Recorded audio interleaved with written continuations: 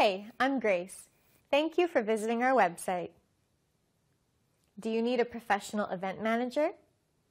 Do you need someone to take care of your event? Our professional team has experience, and we can assure you that you will get the best services. Check out our past work. Hey everyone, I'm Neil Patel, and today is another Q&A Thursday where when you leave a comment, we answer it. I'm here with Adam from Viewership. Hey guys.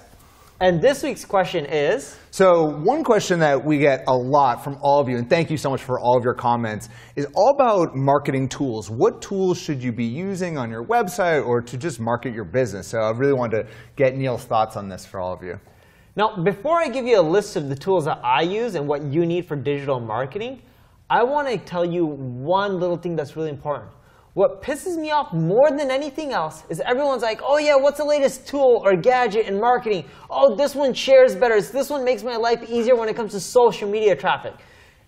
I don't really care about all these tools. Are you doing anything with the tools? Are you taking action? Are you improving your website?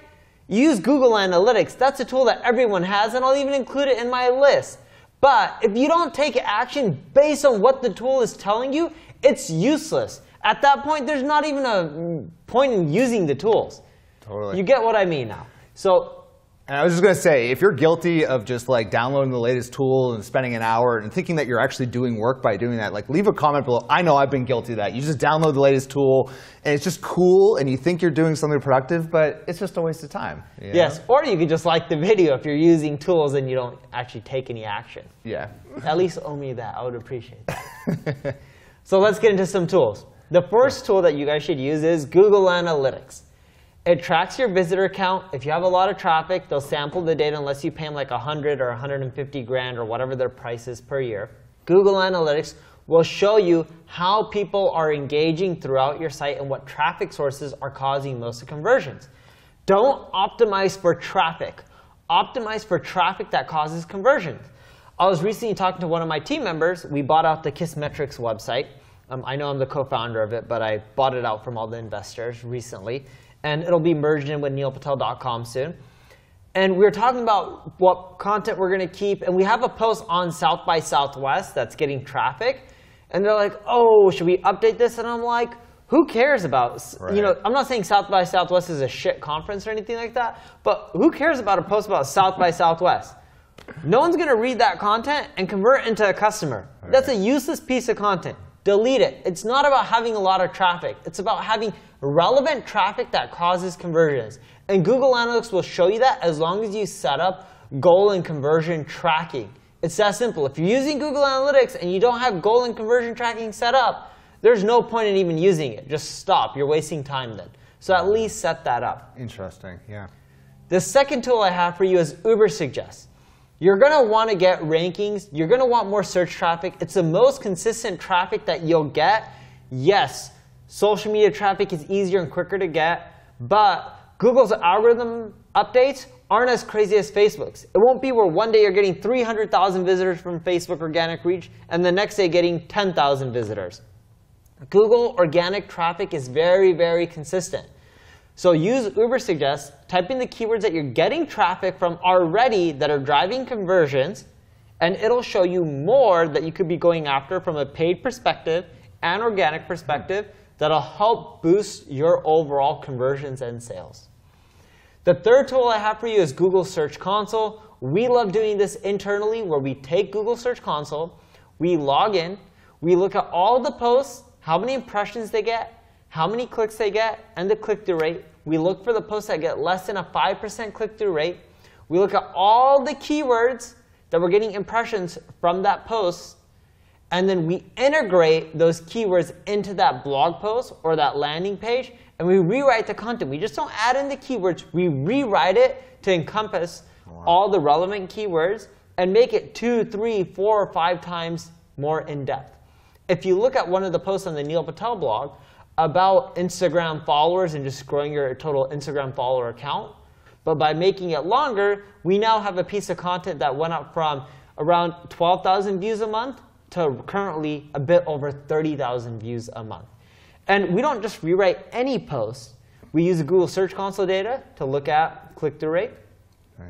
In addition to that, we double check and make sure those URLs are driving conversions based off of Google Analytics data. So when you combine them both, at least you're focusing on increasing the traffic from blog posts that drive sales. That's a really important part that most people forget.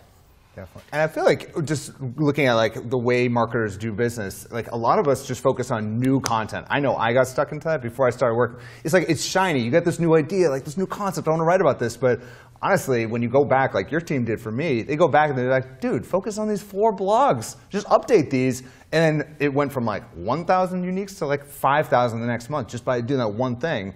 And it's just amazing. It works well. Yeah, you don't have to necessarily create new content. You can go back, update old content. No, and that's the mistake. When you keep creating new content, after a while, let's say you blog for a year and you create a new piece of article each and every single day. Yeah. What happens? I mean, you're overlapping throughout your website. And when you overlap, what happens is Google is confused. Hey, you got 50 posts on SEO or 50 posts on link building. We don't know which one should rank for link building. By consolidating and having less content pieces and only having one page per topic, you get way more traffic. Right. And what's one website where you Google for anything they rank? I don't know. YouTube? YouTube, but that's owned by Google. Wikipedia? Wikipedia, there you go. You got it. So Wikipedia ranks for pretty much everything. Have you ever been on Wikipedia and noticed that they had 20 pages on the same topic? Never. No. It's only one page per topic. Right, of course. And they just make the articles longer and longer. Yep. That's why they do well. There's no cannibalization. So don't just keep writing more and more content. Focus on updating more than continually writing new pieces of content. If you're going to write new pieces of content, it should be on ones that are on new topics that you haven't already covered. Or you could do content clusters where you have an overarching topic, then different subtopics of link building. That's true. So the point David's making, and we do this as well, when we write multiple articles on SEO, let's say there's SEO, link building, on-page SEO, audits, competitive analysis, we'll do content clusters, where you'll have like a main article on, let's say, what is SEO or SEO overview, and then we link to other articles that break down specific things. That's called content clustering, and that works really well. But we wouldn't have 2 or 3 articles that talk about the beginner's guide to SEO. Then the next one, what is SEO? The next one, the newbie's guide to SEO. Do you see how that's too much overlap? You want to make sure you break it down into different segments. Now going back to tools, we covered 3. A few more that I love using. Crazy Egg. Crazy Egg shows me how people are engaging with my website, how far they're scrolling, where they're clicking. It allows me to take that data, and within Crazy Egg, you don't have to be a developer, you don't have to be a designer. You can adjust your page and run A/B tests to maximize your sales. Because it's not just about getting traffic, it's about converting those visitors into conversions. Another tool that I love using is called Subscribers. It's through push notifications. People will come through to your website, but they don't come back. So what this does is, assuming you're using HTTPS, if you're not, you should. It also works if you don't have HTTPS. That's the SSL certificate. Either way it works, but make sure you switch over to HTTPS. What it does is it puts a little browser notification when people come to your site and gets them to subscribe without being obtrusive. It does it all within the browser. They subscribe, and then anytime you have a new blog post or content piece, you push it out, they come back to your site, and then you start converting more, and you're generating more leads, more sales, and it's a great way to get people to come back, build that trust, that rapport with you, and that's how you get more customers. Just on that note, do you think any tools like that are going to replace email marketing? I don't see a replacement. Email marketing isn't getting the engagement as much. It's not getting the opens. But what you're going to see is you still have to do email marketing combined with push and a few other things. Got it. Okay. The last tool that I'm going to give you guys that you guys should check out is HubSpot.